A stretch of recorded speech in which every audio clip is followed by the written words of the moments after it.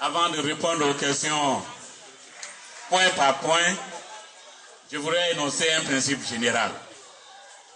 Le principe général est que personne n'accepte de se laisser abattre facilement. Chacun fait toujours preuve d'un semblant de résistance pour montrer qu'il est quelqu'un. Mais le Front populaire ivoirien a ses règles. Et ce que nous avons fait se base sur des règles. La première règle est de voir si les textes et les agissements sont en conformité. Au FPI, qui détermine la conformité des actes par rapport au texte, c'est le comité de contrôle. Nous avons fait un certain nombre d'actions et le comité de contrôle a pour mission de voir si ces actions sont en conformité avec les textes du parti. Nous nous en tenons à cela. Nous nous en tenons à cela. Le Front populaire ivoirien ne peut pas être suspendu pour avoir tenu des réunions. On ne peut pas tenir le Front populaire ivoirien, on ne peut pas suspendre le Front populaire ivoirien parce qu'il a tenu des réunions. Donc, c'est le deuxième principe que je voulais énoncer.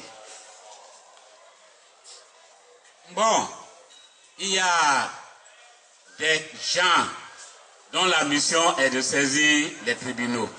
Nous saisissons nos organes internes et nous voyons si les procédures internes sont respectées. Ça aussi, c'est le troisième principe que je voudrais énoncer. Parce que j'entends par ici, par là dire que bon, il n'y a personne au-dessus du comité central, c'est pourquoi j'ai saisi la justice d'État. Ok, au-dessus du comité de contrôle, c'est pourquoi j'ai saisi la justice d'État.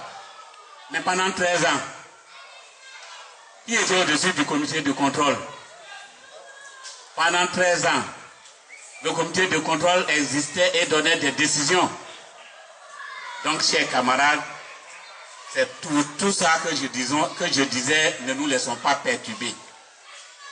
Travaillons selon les voies et selon les méthodes et les procédures et les textes de notre parti. Une justice, voici le comportement que vous avez est en conformité avec vos textes. Le reste là, le moment venu, il sera géré et très bien géré. Maintenant, je vais répondre les questions une par une. Pourquoi un militant du FPI peut-il penser un seul instant que le Front populaire ivoirien va être suspendu pour avoir tenu des réunions? C'est pourquoi nous disons clairement que celui qui pense comme ça, il n'est plus Front populaire ivoirien. Encore moins, il ne peut plus diriger le Front populaire ivoirien. C'est pourquoi le comité central, après rapport du comité de contrôle, et je reviendrai tout à l'heure sur le détail, a décidé de confier la gestion du parti, conformément à nos textes, de confier la gestion du parti au premier vice-président, le camarade Aboudaman Sangaré, au nom de qui je suis en train de parler. Il dit s'il faut saisir les tribunaux, il le fera. Je dis il, moi je ne dis pas le nom de quelqu'un. Mais ça là on est habitué. À chacun ses amitiés et ses nouvelles amitiés. Chacun a ses nouvelles amitiés. Mais ce que nous avons dit la dernière fois est que, attention, tout abus de justice recèle toujours le retour de la manivelle contre la personne qui en abuse. L'effet boomerang dans l'utilisation excessive des procédures de justice existe. La dernière fois, il a évoqué 5 points. La justice n'a retenu qu'un point.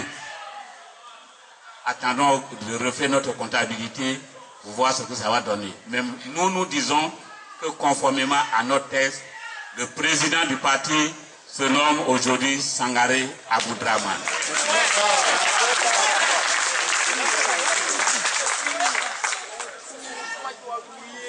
Ouais, on va saisir les tribunaux demain pour arrêter. Non, il ne suffit pas de saisir un tribunal pour que les arrestations aient lieu. Nous, la direction attend qu'on lui notifie les motifs de la saisine du tribunal. Nous avons affaire ici à une situation interne du parti d'abord. Pourquoi on ne nous dit pas nous allons saisir le comité de contrôle? On ne nous dit pas nous allons saisir le comité central. Et on nous dit nous allons saisir les tribunaux. C'est la même situation dont je parlais tout à l'heure.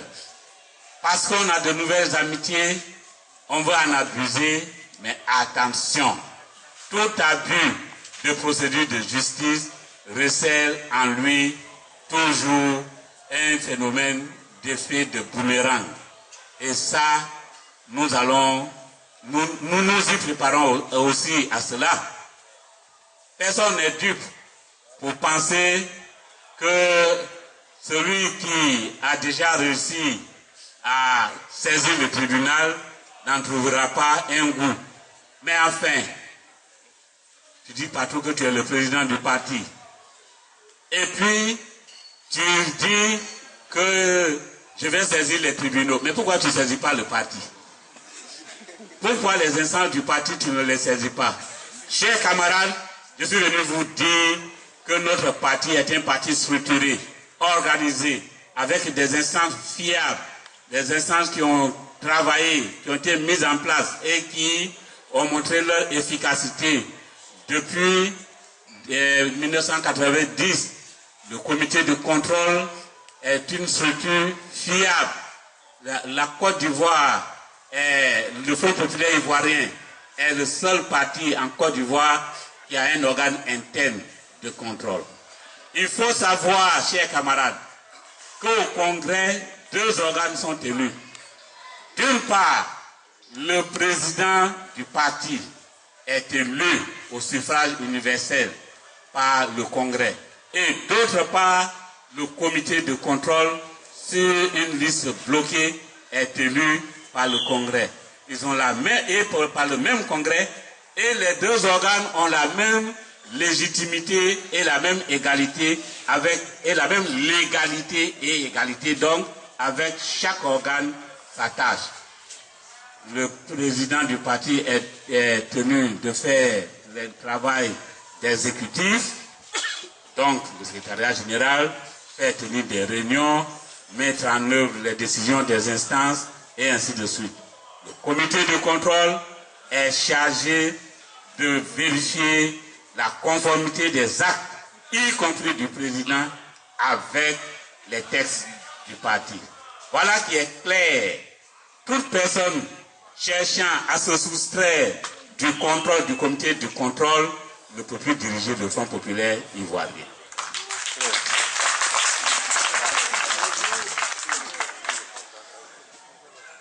Et puis, nous effrayer avec les arrestations, bon, je crois que ça là, vraiment, on est habitué.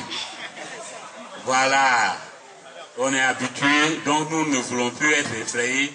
Ce que nous avons à faire, c'est de diriger correctement notre parti, le Front populaire ivoirien.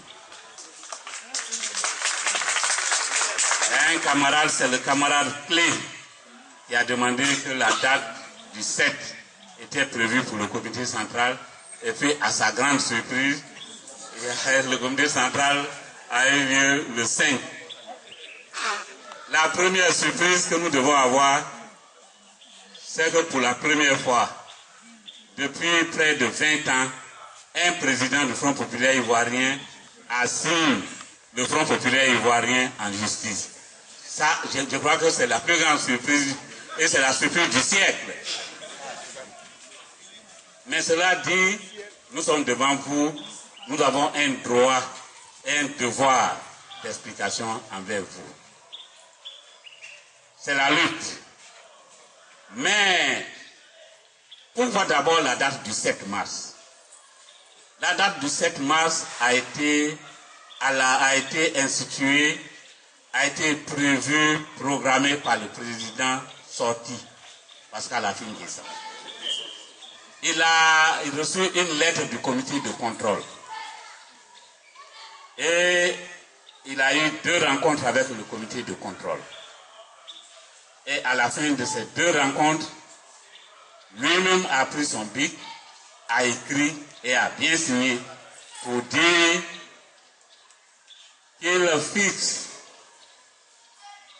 la date du 7 mars pour la tenue du comité central extraordinaire, conformément à la demande du comité de contrôle. Et le comité de contrôle, en lui écrivant, avait fixé un ordre du jour. Et cet ordre du jour, le président sorti l'avait accepté dans cette lettre.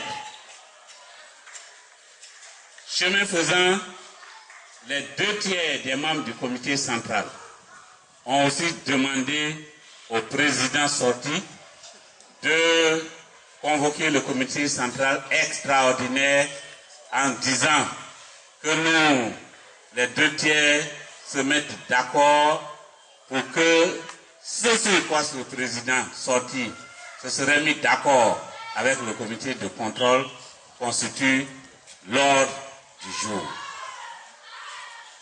Alors qu'il a accepté donc le 7 avec le comité de contrôle, pour les 2/3, il n'a pas accepté.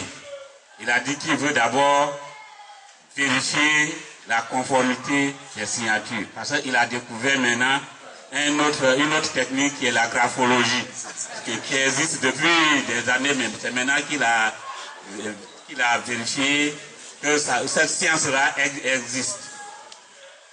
Bon, le comité de contrôle aurait voulu que la date soit rapprochée au 21 février.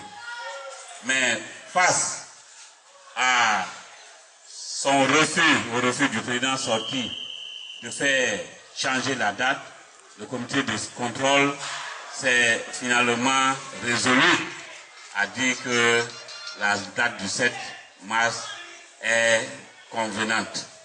Bon, cette date donc a été retenue. Mais pendant que la date était proche, à la surprise générale, le président sorti sort une liste des membres du secrétariat général. Le 4 juillet, c'est cette sortie unilatérale et solitaire du secrétariat général qui a provoqué la première crise. Un comité de médiation a dû intervenir et les choses ont pu se calmer dans l'espoir qu'un congrès vienne mettre les choses en ordre. Cette fois-ci, non seulement il fait ce réaménagement technique, mais il déclare par voie de presse que désormais, il ne fera pas le comité central extraordinaire, mais il fera le comité central ordinaire, à l'ordre du jour qui lui convient. Et cela, finalement, n'est pas ce que nous attendions. Parce que la terminologie ordinaire et extraordinaire n'est pas un simple fait de style. Là, c'est une différence profonde. L'extraordinaire revient. L'extraordinaire est fait parce qu'il y a une urgence. Et l'urgence, nous la connaissons tous. Le parti est bloqué. Il n'y a aucun fonctionnement, aucune réunion statutaire ne se tient. Il faut une réunion extraordinaire pour débloquer la situation. Une réunion ordinaire, c'est une réunion pour le comité central qui est programmée tous les 3 mois. Et dans ces conditions, c'est une réunion, j'allais dire, de routine, pour laquelle les ordres du jour sont aussi connus, vu du parti, situation nationale et internationale divers. Voilà en substance l'ordre du jour du comité central ordinaire. Le comité central extraordinaire débat des points précis qui l'amènent à prendre des décisions. Alors qu'il a fixé la date du 7, il change le mode du comité central. Les 2/3 des militants du membre du comité central réitèrent leur demande de faire tenir donc ce comité central. Mais le président sorti refuse la tenue de ce comité central. Par quelle voie? En faisant le secrétariat général unilatéral, les 2/3 du comité central se sont adressés au comité de contrôle. Parce que nous, c'est ce qui est notre référent. Et le comité de contrôle a dit qu'une réunion extraordinaire du comité central peut se tenir à la demande du doyen d'âge du comité central. Dès l'instant où le président du parti fait un blocage à la tenue des réunions du comité central, le doyen d'âge peut convoquer cette réunion. De façon souveraine, le doyen d'âge, prenant acte de ce que le comité de contrôle a dit, a convoqué la réunion du comité central le 6 mars, c'est-à-dire le vendredi. Donc du 7, on est passé au 6. Faut bien sûr, du 7, on est passé au 6 parce que la date du 7 était déjà bloquée par le président sorti qui lui trouvait que le 7 là, il ne ferait qu'un comité central ordinaire. Nous avons dit donc à cela ne tienne. Le 6, un comité central extraordinaire peut se tenir conformément à l'avis du comité de contrôle et à la décision du doyen d'âge. Et quand nous sommes des légalistes en ce qui concerne le Front populaire ivoirien, nous avons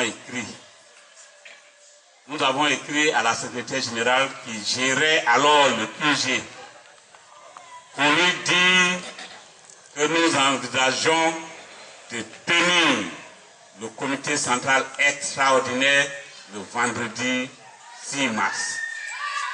Et comme elle a édicté une règle où il faut que pour nous réunir au siège de notre parti, il faut payer 10 000 francs. Bon, nous avons payé les 10 000 francs. Mais quelle ne fut notre surprise lorsqu'elle nous retourne les 10 000 francs pour dire qu'elle va prendre l'avis, l'autorisation du président du parti. Et ça, c'est le 4. Et elle a fait une décharge sur la lettre que nous lui avons envoyée. Elle nous l'a fait le 4, le mercredi 4 mars. Et le jeudi 5 mars, le président du parti lui-même a pris nous a écrit pour nous dire qu'il est au regret de ne pouvoir accorder la salle au comité central que nous voulons tenir. Premier acte, transformation du comité central extraordinaire en comité central ordinaire. Deuxième acte, refus ou suspension de la décision d'accepter la salle de réunion du parti. Troisième acte, refus catégorique de ce que la réunion puisse avoir lieu. Camarades, vous êtes avec nous, ensemble. Quelqu'un qui a pu tout seul faire reporter le congrès du Front populaire ivoirien. Congrès pour lequel 6 000 délégués, 90% de 6 000 délégués étaient déjà à Abidjan, nous dit que nous ne pouvons, qui ne peut pas accepter le comité central extraordinaire et de surcroît, il ne peut pas nous accorder la salle.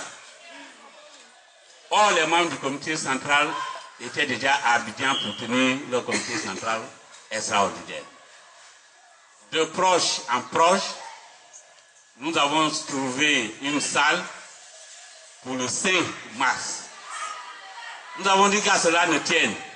Le doyen d'âge qui a reçu l'onction du comité central, du comité de contrôle, a cherché à faire l'appel de ses troupes. Il s'est rendu compte que même pour le 5 mars, le quorum était largement dépassé. Il a dit qu'à cela, il a dit dès lors, de façon souveraine, je demande aux membres du comité central de venir se réunir le 5 sous ma présidence conformément à nos textes le 5 mars. Et donc le 5 mars, la réunion a eu lieu dans la commune de Cocody. Donc, c'est une réunion tout à fait régulière. Les membres qui ont siégé sont les membres du comité central. Et la réunion, ce qui est intéressant, a eu lieu en présence du comité de contrôle. Le comité de contrôle y a fait une déclaration, un rapport et a fait des recommandations, ce qu'il cherchait à faire avec le président sorti. Le comité de contrôle, après avoir fait ses recommandations, le débat s'est largement engagé et la décision qui en est sortie, c'est que, Afin N'Guessan, c'est peut-être l'une des rares fois que je vais dire son nom, mais comme je suis obligé de citer un texte, Afin N'Guessan est suspendu conformément à nos textes de ses fonctions et de toute activité au Front populaire ivoirien.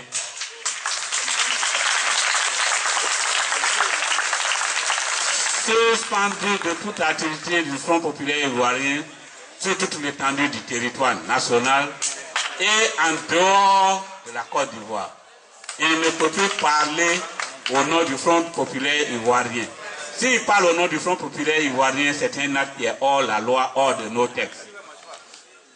Deuxième élément, le comité central a décidé de confier au camarade Aboudraman Sangaré la direction intérimaire pour qu'il travaille avec une équipe qu'il a présentée, qui a été acceptée.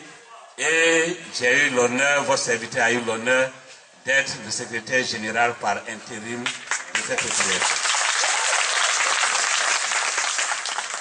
À partir du moment où le comité de contrôle était présent, à partir du moment où le comité central a délibéré valablement, à partir de ces instants-là, conformément à nos textes,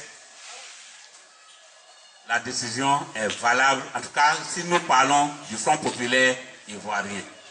Parce que c'est de ça qu'il s'agit ici. Nous ne parlons pas d'autre chose, nous parlons du Front populaire ivoirien. Voilà. Alors, j'en profite pour dire que il y a une petite explication à donner quelque part. Lorsque on parle du doyen d'âge qui doit convoquer la réunion,